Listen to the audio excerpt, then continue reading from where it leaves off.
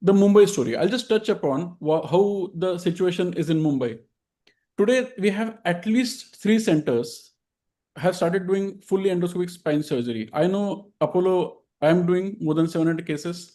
Dr. Abhay Kumar is doing at Kokilaben. Dr. Jayesh Sardar is doing at Fortis with very good numbers. I'm not aware of any other center who are doing exclusively fully endoscopic spine surgery. Many are doing MEDs, many are doing Destando, and UB also have started. More than 10 orthopedic centers have started doing fully endoscopic surgery. 3 is to 10. Please remember the number. Whereas hundreds are doing the tubular surgeries, Destando or UB. One more thing, more than 15 pain physicians in Mumbai are right now doing endoscopic spine discectomies. They have the guts to do decompression. They have started doing endoscopic fusion. Who is to blame over here? The patient for their choice of the doctor, or neurosurgeons and our own colleagues who are saying, no, no, I don't do fixations, वो orthopedic लोगों का काम है. That's the point of debate over here. There are many, many more right now in training. They come for fellowship, they ask for fellowship, they do the fellowship, and they start the surgery right away. We are missing out on a major surgical load by letting go of spine surgery, specifically endoscopic spine surgery. So endoscopy is, of course, an offshoot of minimal invasive spine surgery. It started as an offshoot. Now has its own direction and trajectory. It is equivalent or superior to open or conventional spinal surgery techniques. It has significant advantage. I don't need to highlight. You can imagine when I have the surgery being done from 8.5 millimeter incision, you can expect how much bone loss, muscle loss, how much pain patient will have, the early rehab, reduced stay in the hospital, and early return to work is all obvious benefits. Earlier, they were limited only for doing discectomies, but now with the advancement in technology, it has widened to include lumbar canal stenosis, fusion, cervical, dorsal, all the levels we can do endoscopic spine surgery. This is how the generations have evolved of endoscopy. First was the YES system or percutaneous discectomies. Then we came to interlaminar approaches, unilateral, uniportal, and biportal surgeries. Then we started doing decompression for stenosis and foraminotomies to widen the foramen. And now we are doing fusion surgeries. First generation was very straightforward transfemoral approach. This is a typical patient that we do. The midline, we calculate the midline, we take an incision about 9 to 10 centimeters depending on the patient's demographics and the fat content, the position of the foramen, the position of the disc herniation in the foramen, the compression. And this is how the surgery looks at the end of it. This is a very short video of the endoscopic surgeries. Sounds like a very romantic music. This is how you mark your trajectory. I'm just running the video so that just to show you that this surgery is very, very straightforward and can be done. Unfortunately, in India, we don't get many patients with a pure frank disc herniation without ligament hypertrophy, without facet hypertrophy, without osteophyte formation, who have a pure disc herniation. And most of patients with pure disc herniation actually improve only with medicines. So this, I have never found a significant indication to do transfemoral surgery in a very big way, but it can be done. It should be done. You can see the annular rent. You can see my position on the radiograph, and you can see that I'm using a radio frequency probe to do the discectomy and the annuloplasty. This was the annular fiber from which the disc had herniated. Annuloplasty is being done with a radio frequency probe. You can see the decompression at the end of surgery.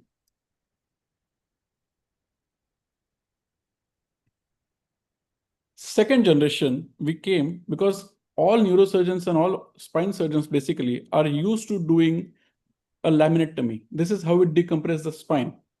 The compression is posterior in almost all the Indian patients. Very few have a pure disc herniation.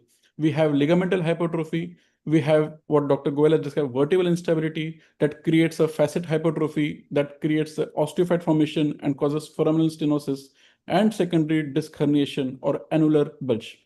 Laminectomy is the standard surgery for that. And from here, we get a window to enter the spinal canal and to decompress and do the job, whatever is required for that patient. This is how the ligamental hypertrophy acts, and this is how the patient gets a claudication. This is just an image of flexion and extension. Dr. P.S. Ramani had introduced the concept of IDSS. the internal decompression for spinal stenosis, in which he described the excision of this red colored square for for canal decompression. If you are removing the lower part of the lamina and the upper part of the lower lamina, slightly 1/3 of the medial facet, you are able to achieve a fantastic decompression for that given spinal segment. You can go over the top and decompress the other side as well. Same concept is being used for interlaminar surgery also. Endoscopic, UBE, MED, everything uses same fenestration. You are doing the same laminotomy to achieve the same endpoint. This is how the big difference in the open decompression versus the endoscopic decompression. The muscle damage, the skin, the bony damage is extremely minimal. What we used to do a laminectomy, now we are doing a laminotomy. The steps are very clear. You land over there, create a window by doing laminotomy. You turn your endoscope and go on the contralateral side and decompress on the other side as well. Now, if required, you can do a discectomy. If patient has a disc, you can do a foraminotomy on the ipsilateral side or contralateral side if patient has that. And you end up with a much, much wider canal than to start with what you had. Easy-go tubular system, this is just a part of MED, or also equally very, very good surgery. But for multiple levels, endoscopy is a far superior technique than the tubular discectomy. The third generation was when we started doing the surgery for stenosis as well. Earlier, it was to be done only for the disc surgeries. Now we are doing for canal stenosis as well. This endoscope design was with a much wider working channel. You can see this endoscope. It's a coaxial fully endoscopic system. Coaxial means the instrument go through they are on the same axis as the vision. So this is the vision. This is the endoscope per se. These are two holes for the irrigation fluid and the suction. The sides you can see are the illuminating light fibers. And over here you have a 5.5, 6 millimeter or 4.7 millimeter, different as per different company. You can have a differential working channel. You understand that with a 5.5, you can put straightforward a 4 millimeter punch inside and punch out like you are routinely used to doing. This is a very simple basic tray that you require. You need number 2, number 3 punch. You need a grasper. You need a grasping forceps. You need a dissector. Number 4, just like number 4, you have a working cannula and you have a dilator to start the surgery and the endoscope, of course. Once you have the basic set, there are multiple variations in the endoscopes. The angle changes, the length changes, and nothing else changes essentially. This is how we do the surgery. We have a specialized bag. We use typically a craniotomy bag for certain cases when we don't have the specialized bags because the water keeps on dripping. You have a dilator, you mark the position, you put the working cannula, and you just put your endoscope inside. You have option of using the irrigation under gravity 90 centimeter above the surgical level. That is enough to create adequate irrigation force without causing any permanent damage to the patient because you are having a very high irrigation pressure, which can damage and cause cortical blindness, which can cause seizures and other problems. So this is a much, much better option to do the surgery under straightaway irrigation. And you can see the set over here, minimal instruments, nothing else is required. You confirm your position because you are doing it's a completely endoscopic surgery. You have no vision for that reason, and that reason only. You need to do a lot of radiographic shoots to confirm your position while doing the surgery. You can see this patient had intractable pain due to this L5-S1 disc herniation on the left side. I'm just showing the discectomy to show I have done the decompression and I'm just removing the disc. You see how clean the field looks. The cannula has been used to retract the thecal sac and the nerve root. And you can see how easily the nerve root is decompressed when you have done with the discectomy. So you can see over here that once I'm done with the discectomy, I rotate the scope, the cannula out, and you can see how easily and how nicely the nerve is decompressed without any compression. And once you remove the cannula, you can see all the healthy pink muscle that is falling back. There is no coagulation, there is no cutting, there is no need to put a drain as well. You can see the sheath also over here. That's how straightforward the surgery is. This is the patient. 3 hours after surgery, the incision. This is a very standard case that comes in our practice, L4, L5 canal stenosis. We are using a radio frequency probe. The probes have gotten better right now. So we are using this larger probes to remove the muscle that is attached to the bone. We are using a high-speed drill, and drill makes our life very, very easy because they don't have very high RPM, but they have a very good torque.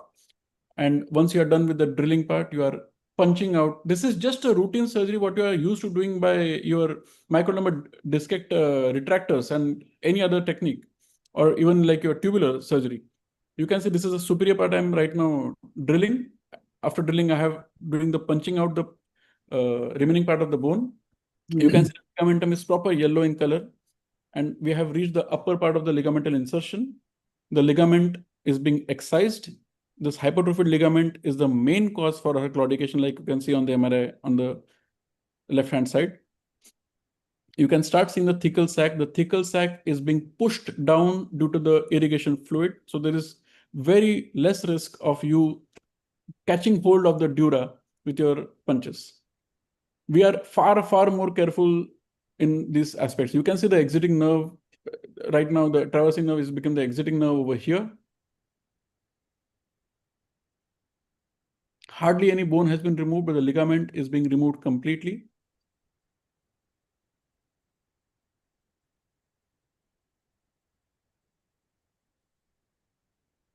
This is the contralateral side. From the same incision by over-the-top technique, we are on the contralateral side just to ensure that there is no compression on the opposite side as well. Now, over here, we have retracted the nerve root to expose the annulus. We don't see any disc herniation, but just a disc bulge. The annulus is bulging out. So all we are doing is a high frequency radio frequency probe. We are using 4.1 megahertz. It has extremely low heat production.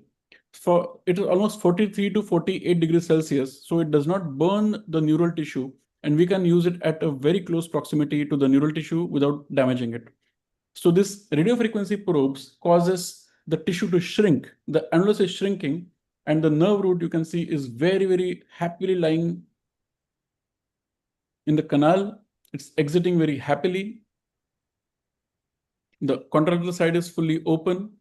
I'm just showing the contralateral side over here. The nerve root is exiting very happily over there as well. And this all can be achieved with a 8.5 millimeter incision. The patient goes home the same day.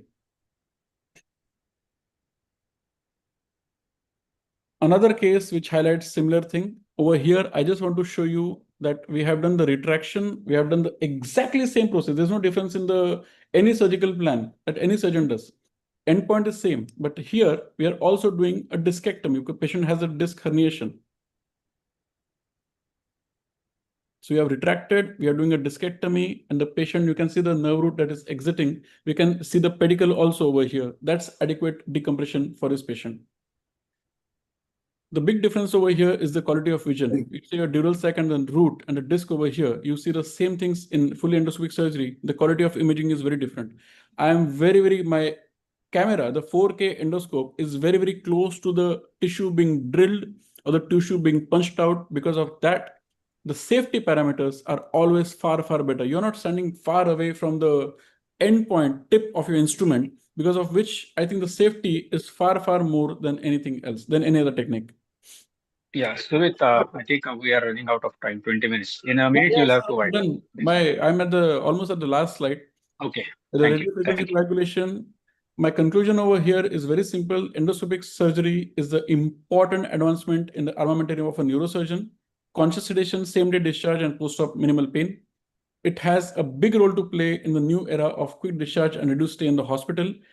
Every neurosurgeon must be trained in endoscopic spine surgeries. There are so many fellowships that are coming out in endoscopic spine surgery. We all should be trained in endoscopic surgery and start doing surgery endoscopically. Thank you very much, Dr. Sumit. We'll take the questions in the end.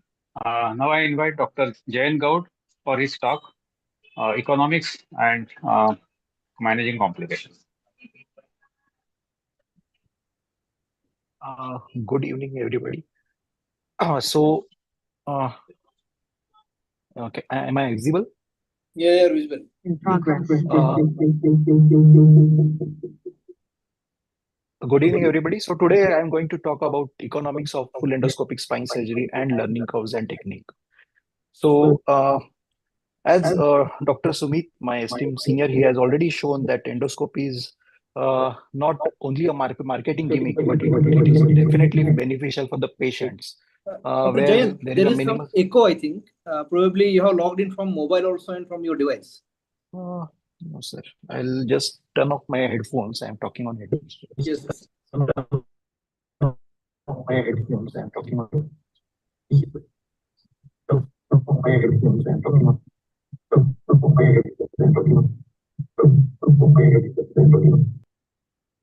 Hello. Still there is echo. Yeah, yeah, you're audible now. Okay. So, yeah.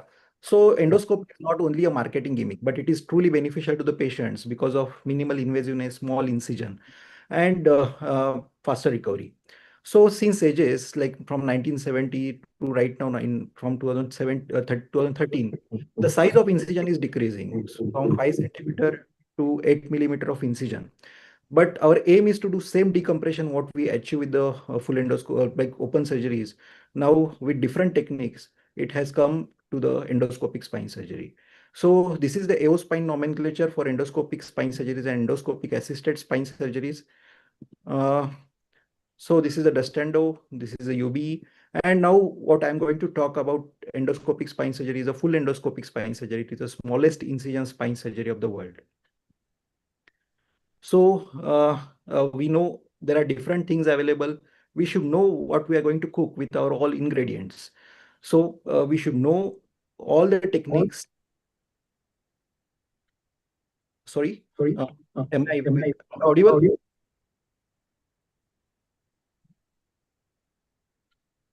You're audible. Yeah, yeah. Okay. So I chose full endoscopic spine surgery because whatever we can achieve with all other techniques, I can achieve with a small single incision. So as Dr. Ramani sir said that you should know everything, but you should be mastering one. So we know the benefit of endoscope that our eyes within the canal, so we can see things more properly, and it gives us more better vision and so avoids more complications. So for full endoscopic spine surgery, there are two main ways, that is a transforaminal surgery and interlaminar surgery. The extraforaminal part can be taken care of the transforaminal surgery very well.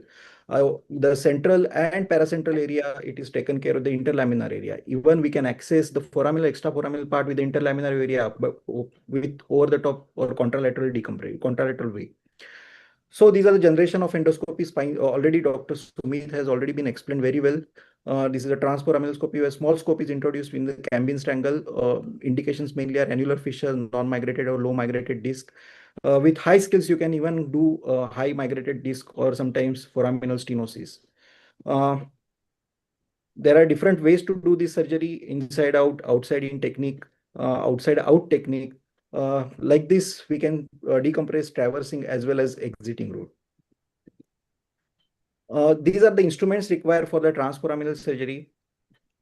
So how we should learn? So the first thing we should learn is endoscopic anatomy. Then how you should know your endoscope. But the most important thing, what I want to tell is you should correctly place your needle. So if you target well and correctly place your needle, then half of your work is done. You can do inside out, outside in, outside out technique. The most important thing, if you should put your needle well. If you should know your anatomy well. Whenever there is a stenosis, whenever there is a foraminal stenosis or scoliosis, you can easily get lost. So anatomy of foramen you should learn very well. If you are doing inside out technique with the narrow foramen, it can give immense dysesthesia to the patient. So you should do first foraminoplasty. Whenever you are putting ball into the basket, there are different many measures, many vectors should work together. Similarly, that whenever you're doing transforaminal scopy, your scope should go at a target area. You should pre-calculate everything, entry point, everything uh, beforehand. So this is the full endoscopy transforaminal surgery. Different lines we have to calculate. Our aim is to target in AP, it should be a medial pedicular line. In lateral, it should be the posterior vertebral line. And once we put a needle, discography and followed with scope insertion. Once we put a scope, we can easily remove the disc. The second generation endoscopy, Sumit sir already explained that a small scope is introduced and we can do a discectomy with it. So now, how much it will cost to you? So there are different brands available. German branded thing, if you want to buy transparamelar interlaminar scope, it will cost around 36 to 40 lakhs. OEMs are available, which are made in Germany. You can get it around 15 to 18 lakhs. And Chinese and Indian scopes with instruments, they are available for around 6 to 7 lakhs. This is the third generation scopy, stenoscope. It is a translaminar surgery. You can do discectomy, lateral resuscitation, fusion surgery, para-PSLT, cervical laminoforaminotomy, cervical laminectomy, dorsal decompression. Even we can do ACDF with these surgeries. So we can even do para-PSLT with the lateral recess decompression with this stenoscope. The most important instrument is a drill. So there are different drills available. Like these are the shaver system, the burrs are attached to it. So again, these are the high torque drill, low RPM drills. So if you want to buy German branded instruments, it will cost you around 19 to 20 lakhs. If you are getting OEMs, then probably you will get around 14 to 15 lakhs. There is a hybrid model also available, like you get a refurbished this shaver system, and you can get burrs from Korea or Germany. So that will cost you way cheaper, around 2.5 lakhs. The burr cost is for German branded thing, it will cost from around 50,000 to 2 lakhs. But if you're getting OEMs, it will cost around 43,000. And if you are getting this hybrid model, then it will cost you 20,000. We are neurosurgeons. We already have a lot of hospitals having these drill systems. If you're having particular drill system, you can get only attachments for around 1.5 to 2 lakhs. So we can upgrade it to endoscopic unit. As well as if you want to buy new instrument, then probably it will cost you around 15 lakhs. The next important instrument is RF or plasma. So plasma, there are different probes are also available, bigger probes, smaller probes. So these bigger probes, plasma, it is around 100 kilohertz. It works at around 100 kilohertz. So there are different types of plasmas in Indian plasma, Chinese premium plasmas. So if you want to buy Chinese, it will cost you around 7.5 to 8 lakhs. Indian plasmas, you can get it around 3 lakhs to 4 lakhs. There are different companies available who gives instruments in between this price. If you want to buy 4 megahertz these RF unit, which is very safe over the nerves, then you can get it from like 14 lakhs to 25 lakhs at German instruments. So these are the other instruments: annular cutter, hook, dissector, hand cut burrs, grasper, and most important is carries and punch. Your punch should be very strong. So these instrument for PSLD, if you are getting German branded thing, it will cost you around 18 to 40 lakhs. German OEMs, you can get it around 10 to 14 lakhs, and Indian instruments, you can get it for 4.2 to 5 lakhs. So pressure pump, again, it is one of the important instrument. You should have it with yourself. You use or not use, sometimes probably you require whenever there is excessive bleeding. So this will cost around 1 lakh to 5 lakhs depending upon brand which you're getting. So for monoportal spine surgery, if you're getting basic instruments, it will cost you around 14 lakhs. If you're getting all premium instruments, you can get it for 80 lakhs. But what I think for initial days when you are getting it for yourself, you can optimize it with German and some Indian instruments and make your set for around 40 lakhs. The most important thing for endoscopic spine surgery is vision. So your camera system should be very good. The clarity and precision will improve your confidence. So if you're getting new one, probably you will get it for 25 to 40 lakhs. There is a refurbished thing available, same instruments, which will give the same vision for around 9 to 10 lakhs. So how to learn endoscopy? So I think it is important to find a good mentor, good fellowships. There are short-term and long-term fellowships are available. So more than 6 months of fellowships are available with a few of these mentors. and you can join them. If I'm missing anybody, sorry. There are different workshops are available, these workshops with cadaveric as well as mannequins. So you can go and have hands-on over them. So if you're a newcomer, like if you're passed just recently or you're not yet started your clinics, it is very easy to go and join these long-term fellowships and excel your skills. But if you're already a neurosurgeon having your own hospital or your own clinic, going for 3 to 6 months will cost you a lot.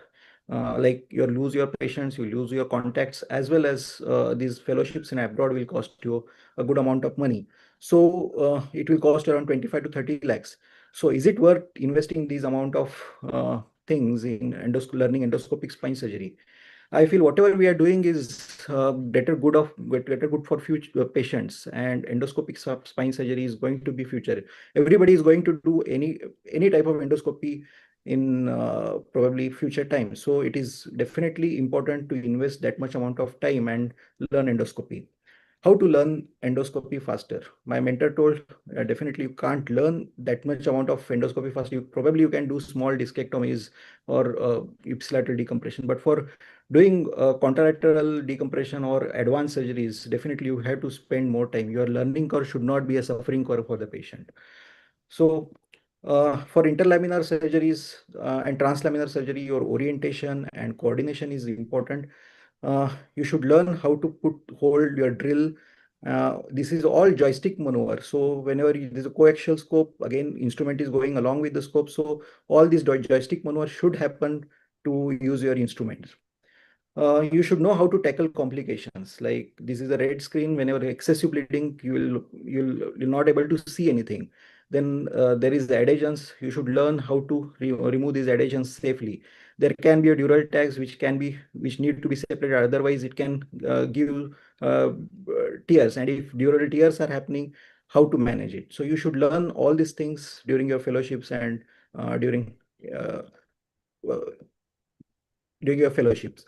So now I'm going to talk about economics of endoscopy. So it should be in perspective of surgeon, it should be in perspective of patients, and it should be in perspective of hospitals. So if you're a surgeon, if where is he working? Medical college, corporate hospital, freelancer, or he is hospital owner. So for medical colleges, now a lot of central government instruments already have bought endoscopic spine set, and they already started.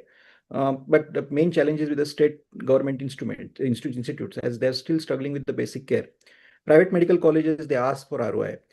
So the most important thing in medical colleges that hierarchy system, because you should be very good with your seniors or HOD, that he should allow you to do all these things. For corporate setups, this is a study published in Japan. It is showing that corporate hospitals are in loss because of endoscopy, because of like they reduced instrumentation, they have reduced hospital stay. But uh, as in India, there are a lot of small centers already started endoscopic spine surgeries around. These corporates are now, they don't want to lose patients. So they are already, like a lot of corporate hospitals, they are buying instruments themselves.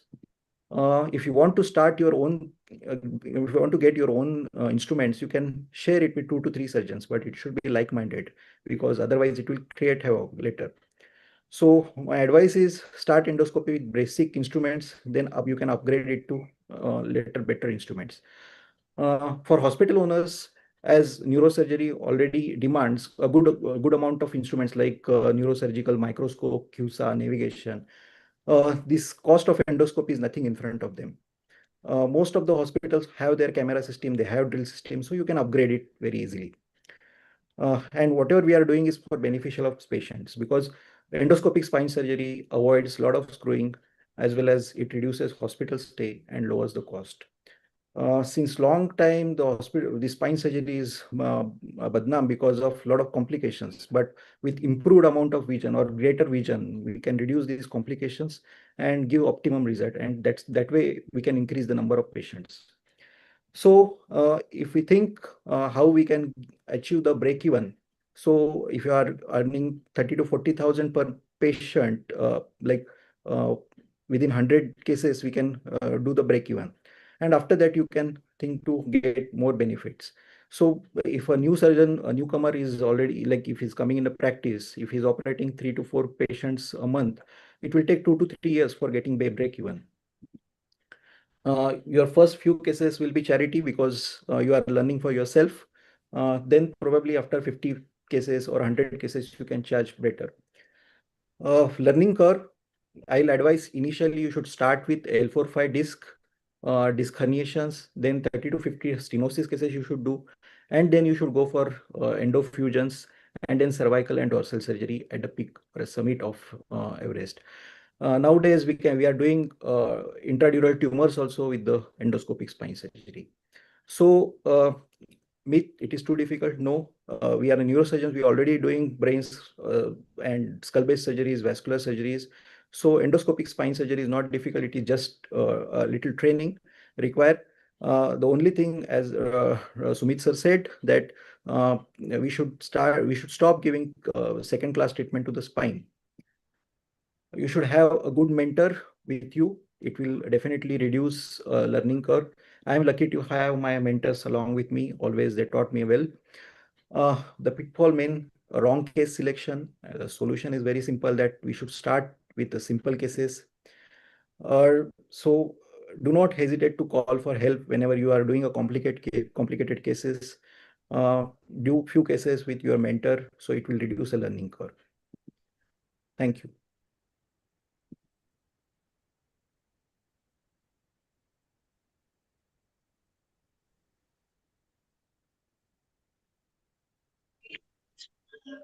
Thank you very much, Dr. Jain, for a very nice overview of economics and complications and management. Now I invite the senior most endoscopic spine surgeon in India and the famous name, Dr. Sukumar Sura.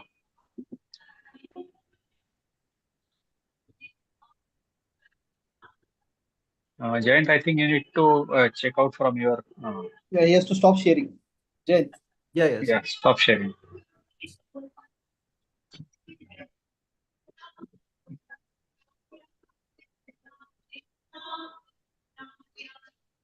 Can you see the slides? Yeah, Dr. Sura. Yeah. Being recorded. Yeah, good evening. Sorry for the. No, thanks for joining, Dr. Sura, on short notice. Thank you very much. Please go ahead.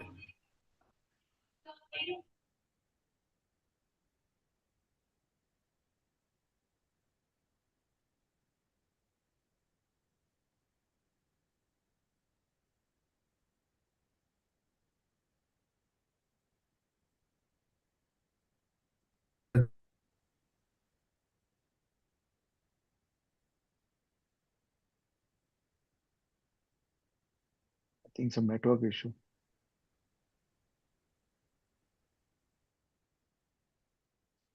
I think he signed off. Okay, let us wait for a minute. Maybe he'll sign in again. Is there a problem? Is there a problem in the audio?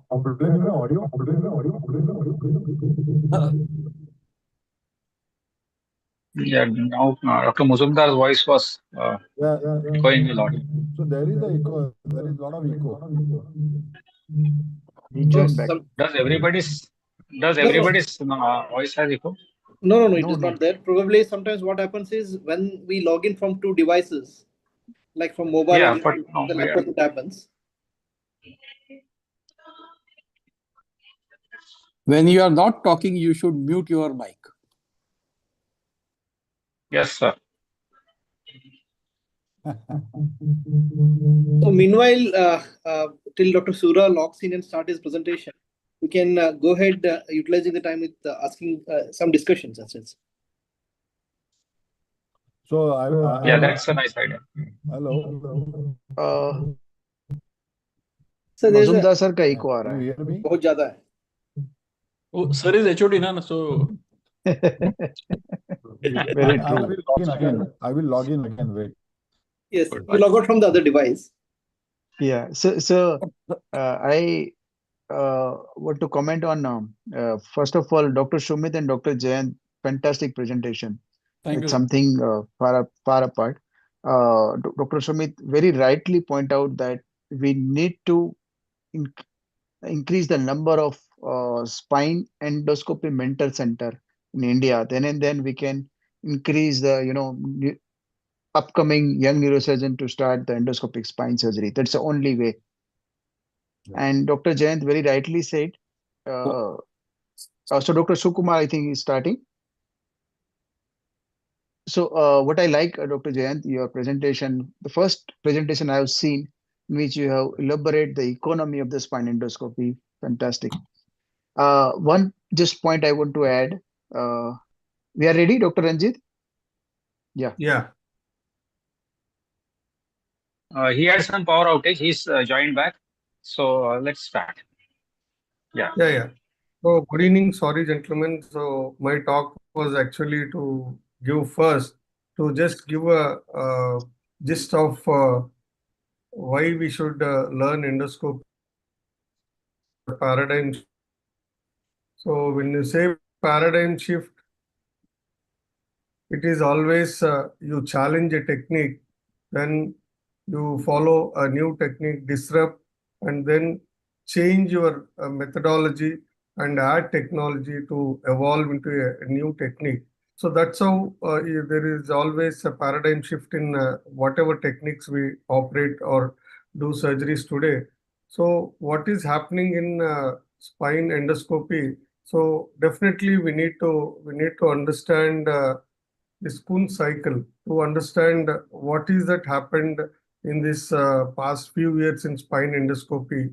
So always Kuhn cycle talks about the evolution of a technique. So definitely when you start thinking about new techniques or new technology, there is always a chaos. So then the science is followed where the standard proven techniques are followed. Then comes the uh, conflict and chaos when you try to do new things because there is no base or no data. So definitely there is always questions. So data is collected, you add innovations, then there is a paradigm shift. So leading to a new technology or a new science. So to happen, there is a lot of issues where we need to persist a lot and have failures. So what lessons we learned from this endoscopy early, because indications were limited, because when we started endoscopy way back, our elders started in 70s, it was very crude, it was dry endoscopy, optical systems were very naive, and instruments were very limited. So when Cambin started this, it was very he started with a dry scope, then he shifted to wet scope. So why endoscopy matters now? So previous speakers already covered most of the thing. Why endoscopy matters now is just I'll go through my own evolution, then to make it understand better. Started with open surgery, then the microsurgery, then I started with tube surgery. Still, I was not happy. Skin incision, very good, but still patient outcome was not good.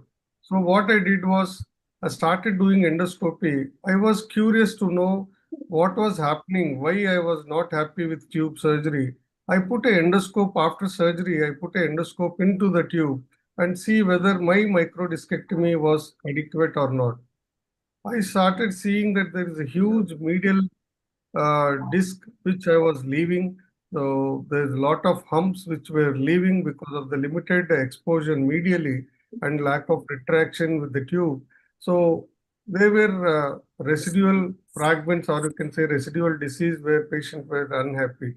So then started doing transforaminal endoscopy in 2013, then later to interlaminar approach or translaminar approach. This changed everything. So post this, surgeries of open fixation came down drastically. MIS fusion came down drastically. For indicated patients, then started doing transcambin fusions. Then came the posterior approach fusions, which became very popular nowadays. And we developed our own technique called ASF technique, where we remove the en bloc facet as one block, which include the facet, pars, and a part of for create allograph. What has happened is, what shift has happened for last few years is the exposure based, the traditional surgery exposure based has become more target based. What does this do is, the limitations where we were removing extensive muscle, damage was happening, ligament and bone were removed. Post-op pain and muscle atrophy, this was the main reason why people chose MIS techniques. And always when you remove more, there is risk of instability leading to more fusions. And definitely there is a lot of collateral damage. But there definitely what has happened is all the deficiencies of conventional surgeries have been mitigated with endoscopy, with more vision, more irrigation, the excellent visualization and magnification. And what we are doing is we are taking our eyes close to the pathology. That's the biggest thing. When microscope is 60 centimeter away from the field, here endoscopy is directly going to the field, hardly 3 to 4 centimeter near to the pathology. That's how the magnification increases and clarity of surgery increases, and you can reach the crevices. So from big exposure with anatomical description, today we are doing a narrow corridor, a better exposure, less damage surgeries. So what happened in this previous era is the first wave, what we call, it was not a disruptive phase. So it was called non-disruptive because there were arthroscopes were used where there was no channel to work on. So it was more of like a biportal technique, or when they started using, they used to put a scope, come out, then put a punch and remove it.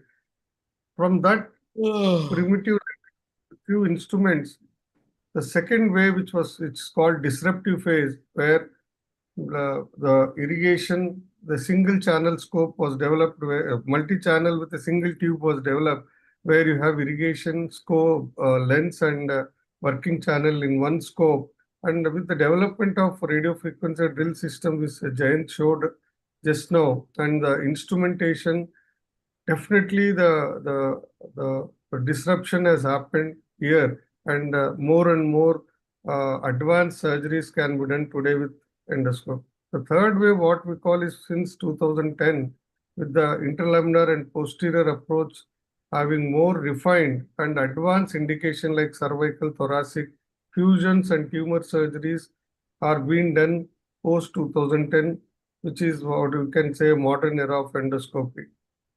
I always like this graph and always present this. So when you see this, when you adopt a new technology, where are we today?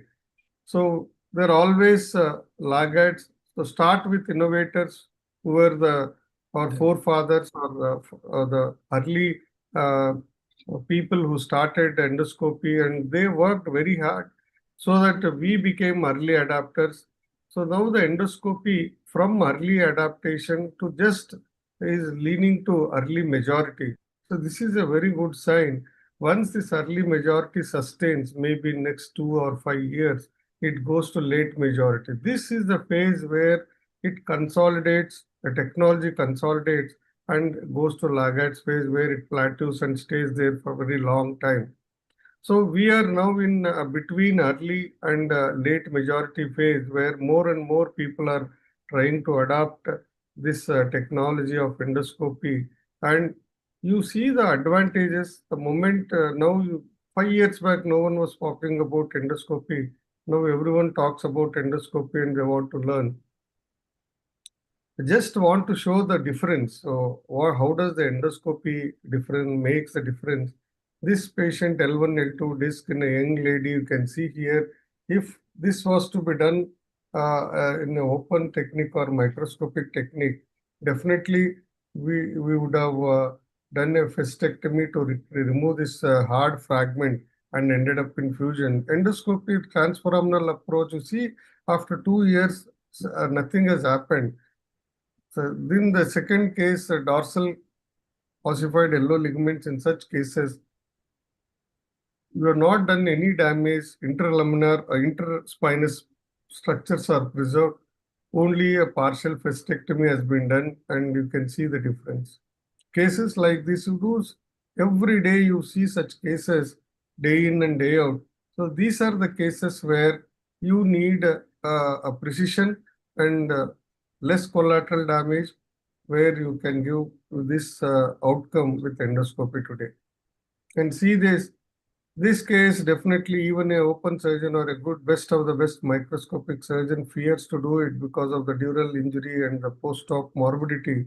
So this can be done today with endoscopy and with good neuromonitoring. This is outcome, what we can do. Just see that 8 mm incision, patient recovered completely in 3 months, and patient walking home, walking after 3 months with no deficits.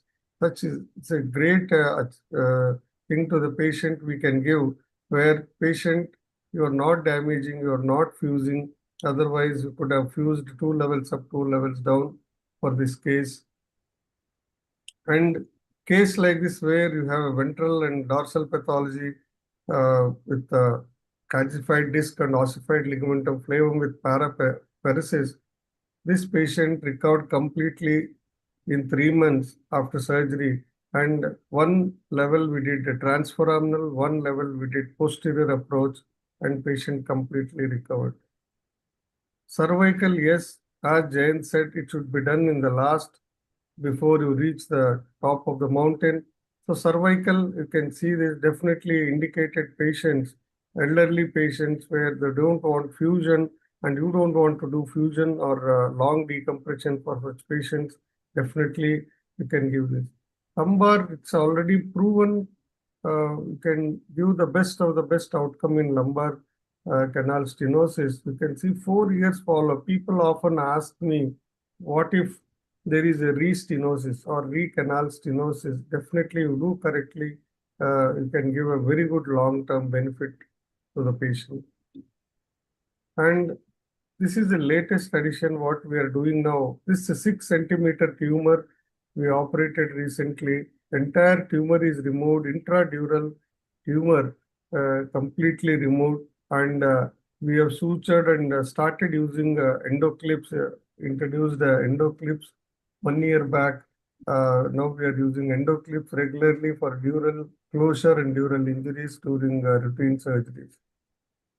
Fusion, yes, 2 level, 3 level also can be easily done, and with ASERF technique, you get such a beautiful autograft, and you can pack as much graft as possible as in MIS or open TLIF, and you can do multiple levels, fusion also. So this already Jayant has covered this. So you learn ideal endoscopy, you need a good mentor. And also you need spend time. At least I say to our trainees, 6 months to 1 year is the time you need to dedicate for endoscopy, so that you can learn the basics.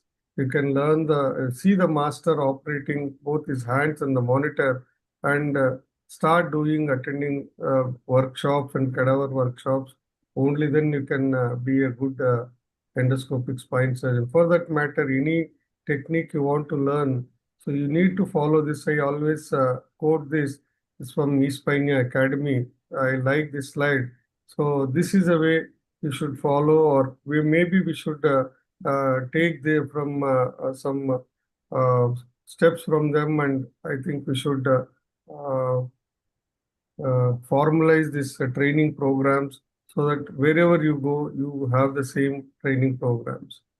Definitely transforaminal or interlaminar, you should not jump to do a fusion or a recess stenosis as your first case.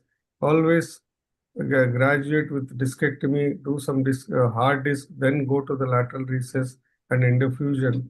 But same with interlaminar, always go with a simple disc, choose your case wisely, then slowly graduate to fusions.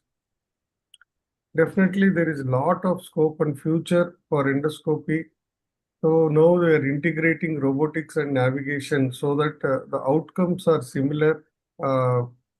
And definitely there is a lot of development need to be done for the end plate preparation, because the disc removal and the end plate preparation is a challenge. today in endoscopic fusion. So definitely in coming years, we need to add more and more innovations to this technique.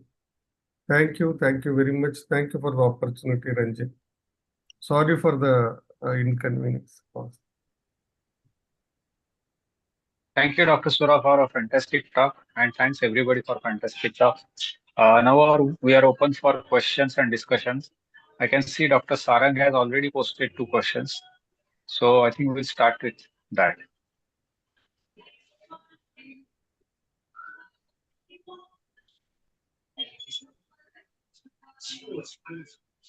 So, so Ranjit, I want to make a little bit comment on what the experts have said. Sure. I'm happy to announce that he says Sumit has said that neurosurgery centers have started in they are all 3 corporate centers, right?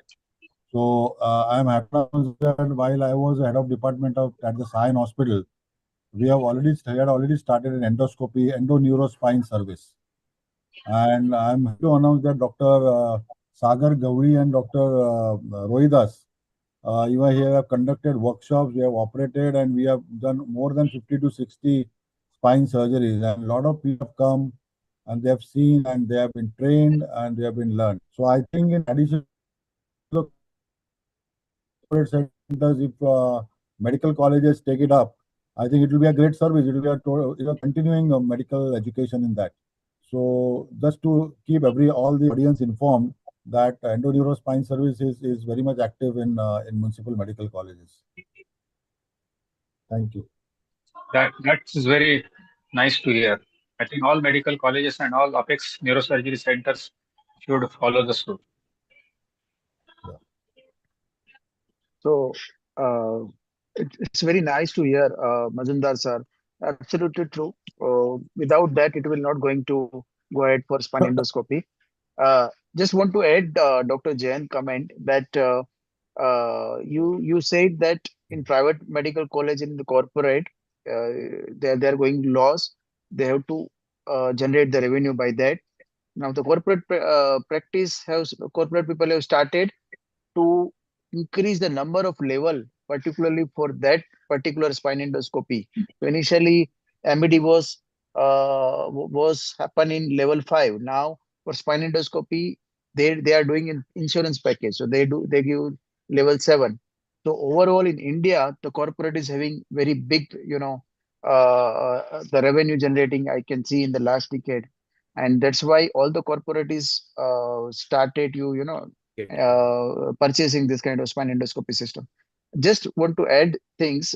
You said that better to start with Indian because to preserve the cost, then you can go ahead for more and more, German and the spine endoscopy, which is very costly. What I say, if you want to mix, we should never compromise the scope because we have all the hospital have a monitor, all the hospital have a camera. We should not compromise with the scope. You should purchase the scope with very high standard. The remaining instruments like drill and RF and all those things, it's fine to have an Indian system. So if you mix both the things, because if you compromise the scope, your quality of cases and your learning will compromise. The initial cases is very important to correct. identify the ligament of flavum and the color differences. You will end up with more damage. So I think that's just one idea. Yeah, Go at the definitely. beginning. Yeah. The scope should never compromise. What I feel is scope, few graspers, and probably carry some punch. Yes, So you should have these as German because otherwise you will struggle a lot. struggle a lot. Very true. Yeah, I just want to add, for that matter, you are doing interlaminar or translaminar, always have a good drill. So being a neurosurgeon, precision is the key, and you get irritated when your drill wobbles near the nerve.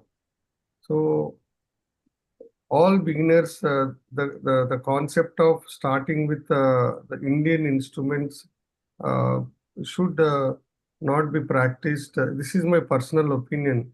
So when you want to learn and when you want to do things better, I think you should start with a good instruments, because I've seen very bad rusting with the Indian instruments. When you open the Indian punch inside, there will be rust sitting there. So this is not acceptable. So you cannot do these things. So 5 years back, all this even I practiced, but with all this experience over years, I feel you want to have a best outcome to start the beginning of your career itself. You should have a good instrument. It need not be German, need not be what to say Indian, but it should be very standard instruments. When you hold a fat or a flimsy layer over the dura, you should hold it properly and tease it out. So otherwise, you might have a dural injury. So you should have a good instruments, whatever company. So they never ever compromise on the instruments. Maybe Jayant heard this, learned very hard way. I know his struggle. So, but overall, the message to the beginners or learners, I think they should spend some money for the endoscopy instruments. I fully agree with Yeah, Dr. absolutely, I agree. over here. Sorry. Yeah. Sorry, I fully agree with Dr. Sukumar Sura over here, because the moment I passed neurosurgery, I spent 49 lakh rupees to buy all the endoscopy equipment, something that I did before I bought my first car. And I think all of us should invest. Now I'm able to buy much, much better cars and much more expensive cars because of the endoscope that I bought in the beginning. Yeah, And definitely. Wow. that is the Definitely. first thing to Absolutely. do. I think Second let- thing, what I want to make a point over here is about the pain physicians doing an endoscopic spine surgery.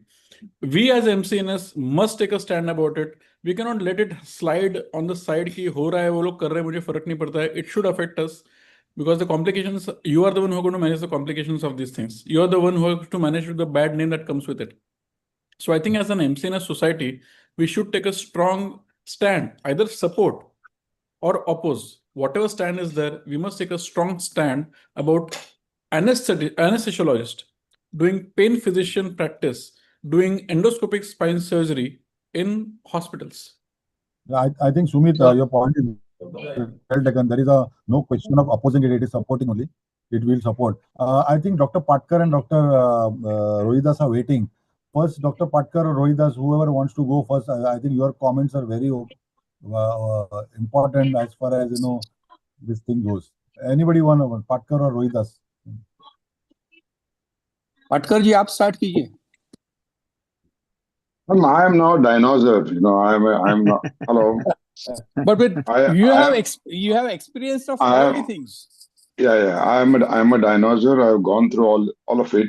See, this whole essence of endoscopic spine surgery is based on what? Minimal tissue damage, faster recovery, and less blood loss, and decreased backache. That is the whole argument on the basis of which it has progressed.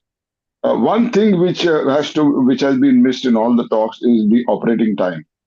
Operating time definitely increases in endoscopic spine surgery, especially biportal. I have seen people doing biportal surgery for single level for 4 hours to begin with, and then multi-level stenosis. Sometimes I've seen the theater being booked for 6 hours. And I come from a city where I think after Seoul, Pune is a city where there are almost every alternate lane there is an endoscopic spine surgeon.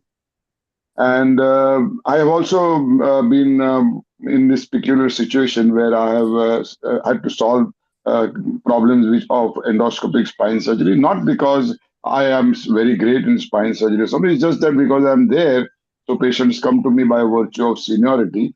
And I have seen enough mishaps or enough incomplete operations with endoscopy also. I do not feel that endoscopy surgery will not be the future. I know that it is going to be the future, but like I said in the beginning, the just passed neurosurgeon should first learn proper spinal surgery, proper open spine surgery, and then graduate on to do endoscopic spine surgery. I know that biportal endoscopic surgery, according to me, biportal endoscopy surgery is the way forward because I feel that is kind of more familiar for open neurosurgeons. Maybe single portal surgery, like what Jayant is doing, may also has its own place Even Dr. Sukumar is using it, but bulk of the people are now doing biportal. When they talk about endoscopic surgery, they talk about biportal because it is the same surgery which is done in open procedures. Now, the whole crux of endoscopic spine surgery was where the instrument goes through the same channel, through the same scope as the endoscope. And for that matter, then the single portal is true endoscopic surgery. All other surgeries are, I feel, pseudo endoscopic surgeries. Whether you call it biportal, whether you call it tubular, these are all where you got something to hold and then you operate. It does not matter to me. I think there is no disease in neurosurgery apart from this disc and degeneration, which so much has been written and so much literature has been being added. When the natural history also is, kind of treats many patients without surgery. The evidence, if you see the latest article which has been published in Journal of Clinical Medicine in 2026, they say there are no surgeries which prove the superiority. They're all which show non-inferiority studies. So maybe more evidence is due. Yes, I know that patients get up faster, but then again, for senior surgeons of my type, I think you have to decide if you want to focus on spine surgery. Then again, restart, relearn, and start doing that. But yes, the way forward is going to be endoscopic spine surgery. Thank you. Dr. Rohidas? Yeah. For every neurosurgeon who is coming into the practice, he should know about endoscopic spine surgery. There is no doubt. Only thing he has to decide which way he wants to go. Whether he wants to practice as a solo surgeon with his own setup, small setup or a big setup, whether he wants to practice in a corporate sector, or whether he wants to practice in a teaching setup. The scenario in each and every situation is completely different. If you are having your own setup, it is really easy to start and flourish into that. The other thing is that the cost of the instruments for the young neurosurgeons. Now, those who have started their neurosurgical practice and after 5 years they want to change the gear, the cost of the instruments is very important. Whether the result is important, whether it is Shaheed 136 or a ballistic missile by the US, the cost is really completely different. You have to think about the cost of the reusables, cost of the delicate instruments. According to that, study each and every system and then start with the system or the technique which is suitable for them. All the endoscopic surgeries are maximally invasive. There is nothing minimally invasive in that. We are maximally invasive at the site of the pathology. And now the indications will change also in future according to the government schemes, the insurance schemes. Initially, I'll like to give the example of the Orissa, this thing. In Orissa, when the Patna government was there, the endoscopic spine surgery with fixation was something around 2 to 3 lakhs. When the BJP government came, it came to 30 to 60,000. The indications of fixation have gone at all, completely. Now they are trying for the decompressions. So these surrounding factors in the practice, the insurance sector, the government schemes, everything you have to take into consideration before starting, and the cost of the setup and the instrument. Last, there are no shortcuts. You have to have very good instruments, very good endoscope, very good instrument, very good cautery. Everything has to be the best quality. Then and then you will be able to get the results. Low quality instruments, you will blame the technique, not the instruments.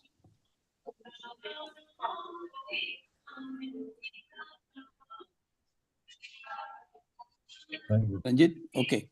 I think Yeah. Dr. Goel, Dr. Goel is there. So Goel sir is there. Yeah. Hi, I'm sir. very much Well, here. sir, everybody is waiting to hear from the masters of neurosurgery.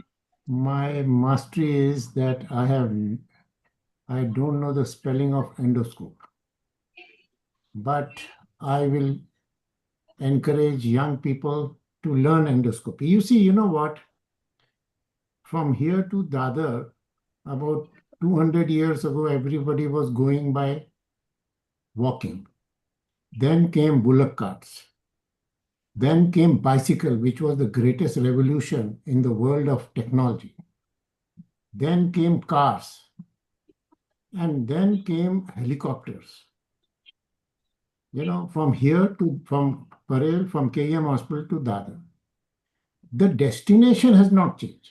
Means the means have changed, the technology has changed, the avenues have changed, but the destination has not changed.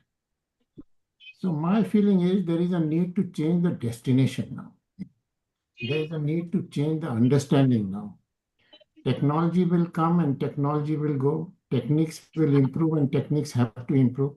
But what needs to change is the concept, the understanding, the philosophy of the entire story. I have no, whatever presentations I heard were beautiful presentations. There is some noise coming, Dr. Deshmukh, Ranjit. Yeah. Siddharth is speaking. Can the moderator switch that phone off? I think they have some quarrel going on there. In the Can same, somebody switch other mic? Thank you, sir. Ranjit, I'll give you one more story if we have time. First, Yeah, we do have. Everybody is very happy to hear you. Mahatma Gandhi was killed in 1948 with a 200 rupees revolver. Then Indira Gandhi was killed by a machine gun by his own secretary or own personal security by a 10,000 rupees machine gun. Then came Rajiv Gandhi, who was killed by a lot of dollars of bomb. But every time a Gandhi was killed, now we should find another person to kill rather than, money is different, technology has changed, but we should find another person to kill, not the same person with the different technology. Essentially, we should keep thinking and we should keep evolving and we should keep understanding, and whatever understanding is there and whatever novel thoughts are there, it is better for young people to take them and not to rub them off or laugh at it. And I have a feeling that, whatever you are learning and whatever, I don't want to talk anything out of the context of today's lectures. I can say that endoscopy is another beautiful tool to learn, and the techniques we have seen, some beautiful techniques we have seen. But we have to keep evolving. If we have to keep evolving, we have to keep learning the instrumentation, but also keep thinking about what is happening and what is not happening. So the philosophy my personal philosophy will be some other time, Ranjit. But today, whatever we have seen and whatever we have learned, we should keep, evolving in those learning process. And my best wishes to all the young people. Thank you, sir. Sir, one small question. With all Yeah. your experience and what you're seeing in last 5 decades, do you believe that endoscopic spine surgery will become a major component like laparoscopy became in the 90s and 2000s in spine surgery? Really you want to hear from me, Ranjit? Yes, really. I am disillusioned by you, Atul, today. No. I am waiting to but hear the he's sentence. He's assured that he will come back with another answer next time. I am waiting to hear the sentence, decompression is useless. No, there is No, but he agreed last time that this is Patkar, different. Sushil, you know what? Believe me, you are a scientist, man of science. You are a man of philosophy. Yes. So you should not laugh at this, okay? I don't want to laugh. I want to hear it, I Also, said. I have to tell you. Listen, now listen. Just don't talk. Just don't talk. Listen. Today, you will be surprised that for Chiari malformation, where everybody was laughing at me that no, decompression is the treatment and fixation is nonsense. You know how many institutes in the world are doing only fixation for Chiari? Patkar, do you have an idea? I agree. That is why I'm asked. That is why I want you to talk about lumbar spine also. Yes, I am giving you my answer. Just wait. Because of the context of today's discussion on endoscope and some young people presenting their very fantastic, I don't want to disappoint anyone. You see, that is one thing. But now Ranjit has asked me a question out of my experience. What do you think is the future of endoscopic surgery. I think endoscopic surgery is there and here to stay, but I think the techniques and the concepts will certainly, no question about it. The future has been written and future will come, and the techniques which we have seen, technology will remain, but the techniques of endoscopy will certainly change in the coming future. This is my answer. I don't want to elaborate too much. Maybe you can keep another webinar for discussion on that subject. Okay, Ranjit? Okay, thank you, sir. Thank you very much for your comment. Are there any more questions? I think Dr. Sura has already left for some work. He called me. I wanted to ask him one question. Do you miss brain? But he is not around. Professor Turel is there. I want to hear Professor Turel. Turel, sir, please.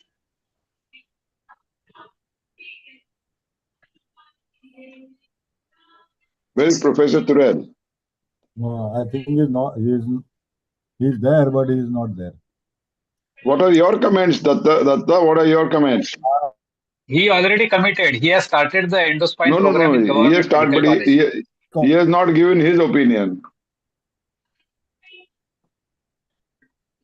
That no, I will comment. So we have started endoscopic neurospine at Sion Hospital. 50 cases have been done. I think the indications and all need to be tailored. I think not all cases are for endoscopy. So I think indications for endoscopic spine surgery for a beginner and for the expert, they do better. As Sushil, you have said, we have also seen problems or perhaps endoscopic or from people who are just doing it for the sake of it. I think applications and learning from the proper is important. So there is a space. There is definitely, and I've seen it personally because I've been following at Sion Sagar, and obviously Rohidas, he's a mentor there. He has demonstrated. He has shops. Jayant, I wanted to add to Jayant's lecture. There is one indication where there is absolutely no question of argument about endoscopic spine surgery, apart from Colonel's, where you're talking about transforamen. It's for a far lateral disc. For far lateral disc, the results are excellent, and it is a straightforward procedure. Yes. So that point was not minimum. For a far, Jayant, you add it in your lecture that for far, the best indication, according to me, after having gone through all the spectrum, apart from there's one case where I will not offer open surgery ever, is a far lateral disc. Yes, sir. Definitely. Thank you. I have a question for Dr. Sardara. What do you think is the biggest barrier for adopting endoscopic spine surgery? Taken that we all want to adopt now. So what is the biggest barrier for adopting endoscopic spine surgery? Yeah. Hello. Yeah, you are audible. Yeah, sir. The basic what I personally understand that first and foremost that anatomy, if you know from the open surgery, then and then only you can convert it to the endoscopy, because the vision and all this thing is almost the same. But the vision from the open surgery, then only you can proceed with the endoscopic surgery, sir. You just not say that just I get up and I have to do the endoscopic spine surgery, sir. And I'm very thankful to Dr. Dattatreya Muzumdar sir and Rohidas sir to guide me about this distance to endoscopic spine surgery. Yeah, so another thing I want to add, see, as now nobody is today doing open cholecystectomy unless it is needed. So people are directly trained on laparoscopy. So a day will come when probably we have Muzumdar, this place and young people can the comparison between the laparoscopic surgery and spine. In laparoscopic surgery, the system is same. It has not changed at all. They came to a single port where through the one port, through the umbilicus, they diverted all the instruments, but it was not comfortable. So they have gone to the 3-port surgery. Yeah. So, and it has remained same. That's why it has become more popular. Yes. In spine, it has not happened in spine. We have multiple. But I think it will come to some as all our experts were saying. After that, everything will settle down and. Yeah. I want to ask you a question, Muzumdar. Will you Yes, do a sir. colloid cyst? Will you do a colloid cyst endoscopically, or would you do a colloid cyst by microsurgery? Now, so many years endoscopy has been there for colloid cyst, and you are a professor. What will you tell I'm very your patient? comfortable with microscope. So that is the answer. That is the answer. No, Sushil, it is not My like that. answer is under my hand.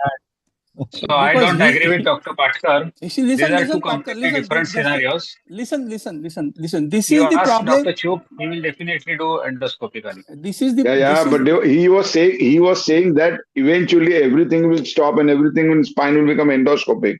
So that is what I'm saying, that majority will become endoscopic.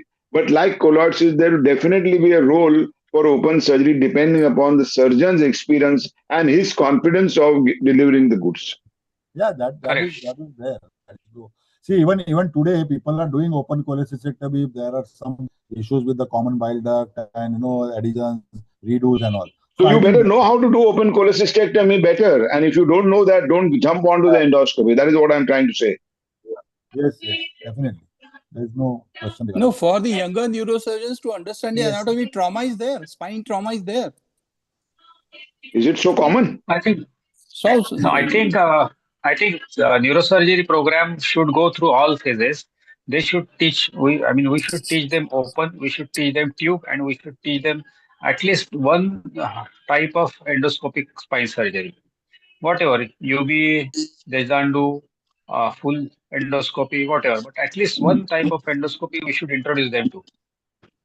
I agree, Dr. Ranjit, over here. One point I would like to make that what I compared, give you the numbers of comparison of orthopedic surgeons versus neurosurgeons and the pain physician who are now taking over. We must stay abreast with the latest techniques. You do Destando, MED, endoscopy. Yeah, we will be out of business in no time. We will be out of business in no time. Amit, I want to ask you, why these pain physicians, how are they able So I also tried to search for the legal implications do of a pain endoscopic surgeon spine doing and there are so endoscopic much spine surgery. discussion? In a country where Ayurvedic physicians can write allopathic medicines, why are you wasting time on who's doing and how? Yes. Government has given permission to Ayurvedic people to use allopathic medicines with a short 6-month course. They will come in a spine specialty also. They will. They will. We surgeons also were barbers and cobblers and did short courses and were called surgeons and refused to use the term doctor. So I don't think we should waste time on who's doing and what they're doing. See, your results will speak for yourself. Who knows how to do it will succeed irrespective of his classical. The government has to decide this. I don't think we have the teeth to bite anybody if he's doing something. Unless and until we have got some legality or some powers, MCNS cannot do anything. This legal issue was discussed in ASICON, which was held in Madhya Pradesh, which is that city where there is MBBS in Hindi, which has started MBBS in Hindi. Yes. Now in Khajuraho, the ASICON meeting, this issue was discussed. There was a court matter in Madhya Pradesh, and that was been opined by the High Court judge that the orthopedic surgeons should not do the spine surgery. Rohidas.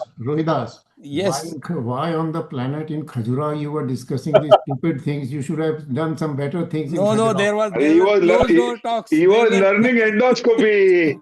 They were closed. He was using his endoscope. Listen. There were closed door talks, and it was decided that we should not appeal. Let the matter stand still, and you should not appeal. Otherwise, if the Supreme Court decides that one way or the other, it will be a problem in the future. How the pain physicians don't have surgical background, so how do they do endoscopic spine?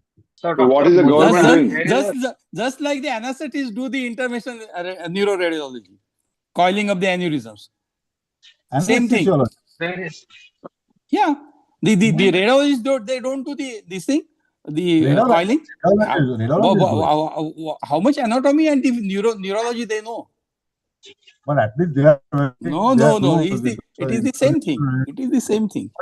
Now the question is, Mujumdar, just leave apart intervention. sir. Now the question is that we need to understand in the context of today's webinar, what about endoscope?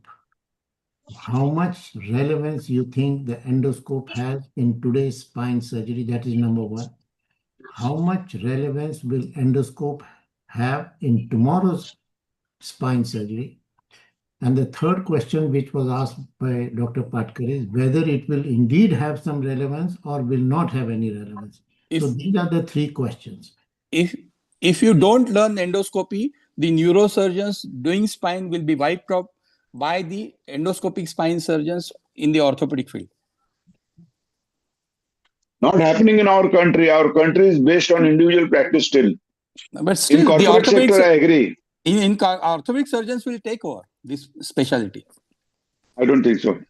Sure. Another question, Rohidas, I am asking you. I don't know endoscope.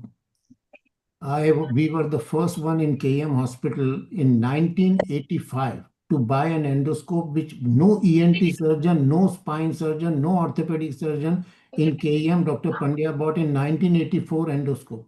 It was lying with me in my hand, but I never used it. Now you ask me whether you will like to use it now. I think I will not like to use it. You think I'm historical now, or what is your? No, it's not. We are talking about the young neurosurgeons who are going to come in practice. They want to earn money. Money. No, it is everything about money.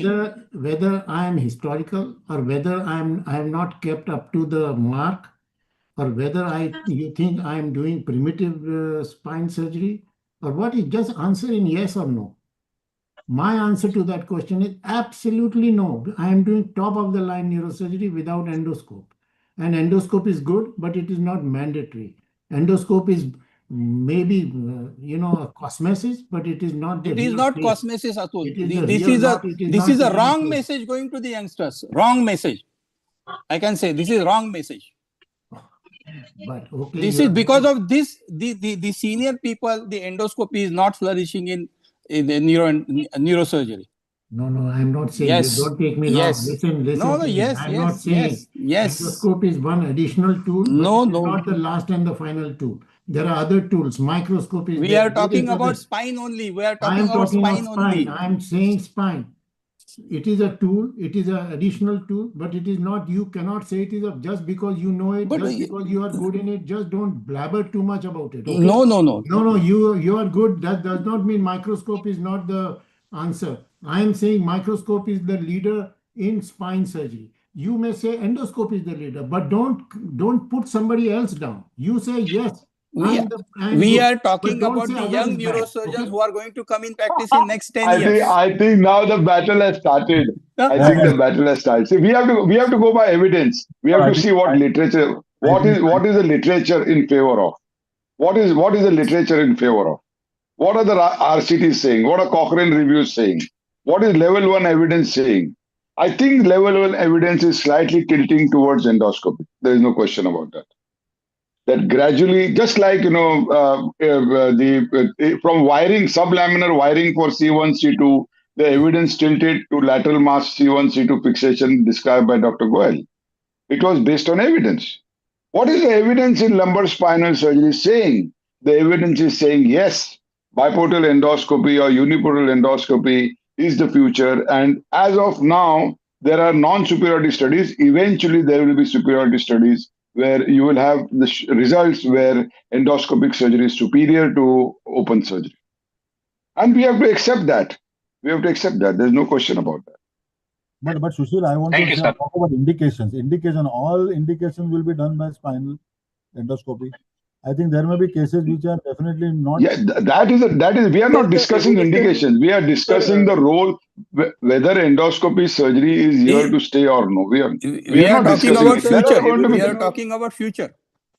Yes. See, who had thought when I was doing pedicle screws, who had thought that there would be percutaneous pedicle screws? Then who thought that there will be O-arm in pedicle screws and the safety will further increase? With the O-arm, they say that the chance of going wrong is less than 0.001%. Now, I have not used O-arm. I've used O-arm very occasionally. but it is a tool which Okay, increases safety. Patkar, I want you to answer one question. I want Rohidas to be on one side. I'm asking you straight.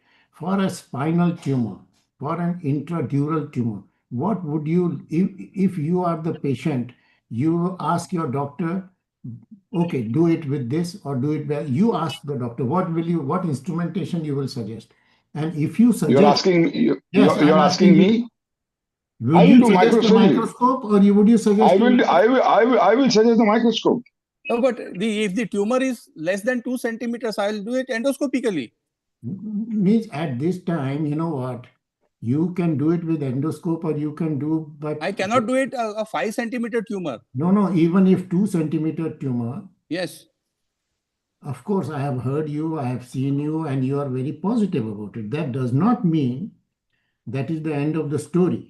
You see, tumor is a tumor where we need to see the tumor, we need to see the adjoining nerves, we have to have access for dissection, we have to have access for hemostasis, we have to have complete access, all circumferential.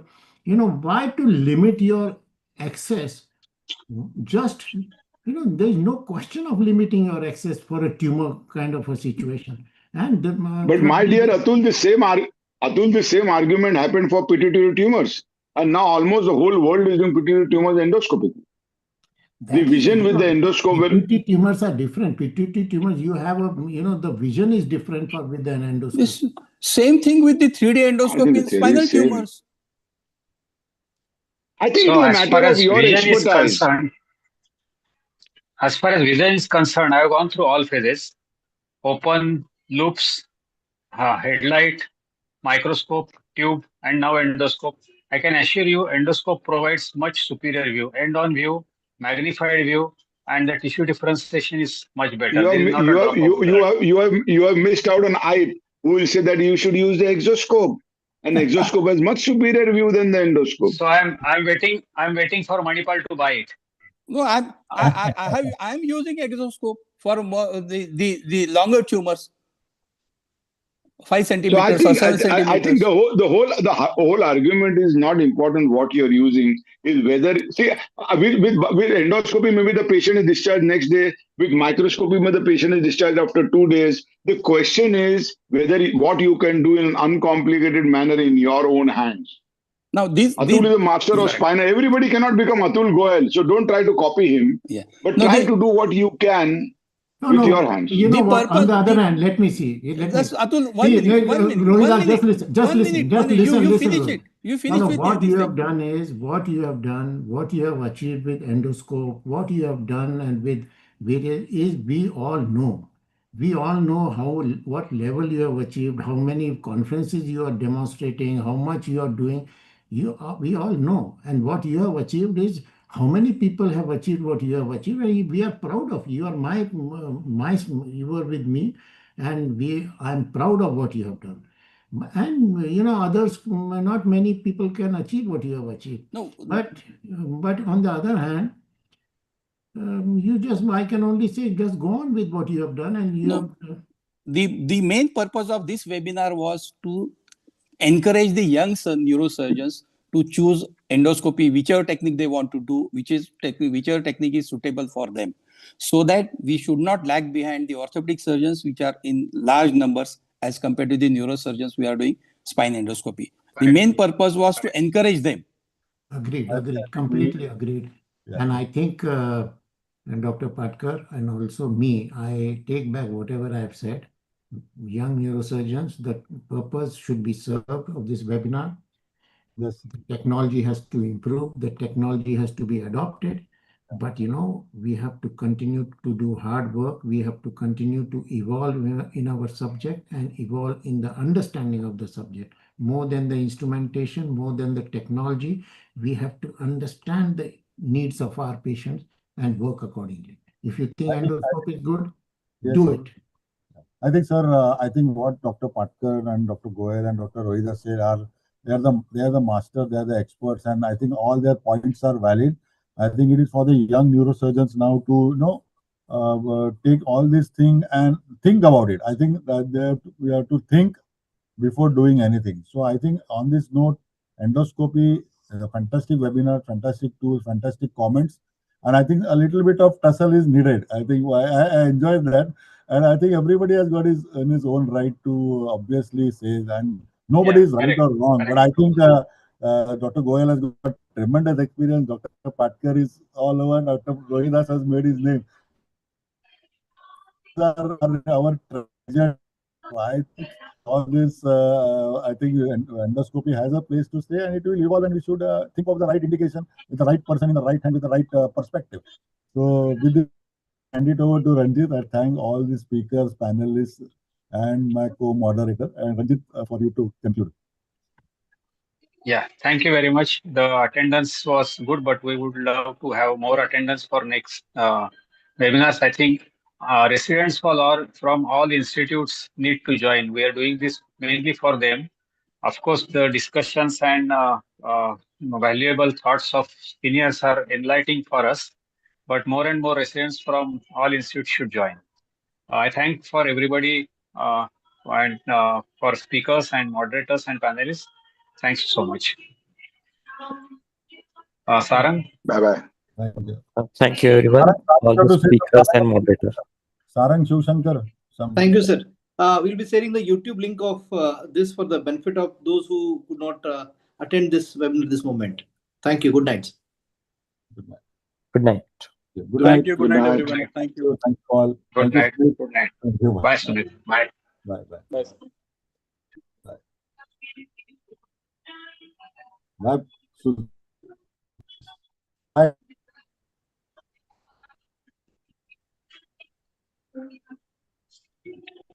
Bye, Ratan. Good night.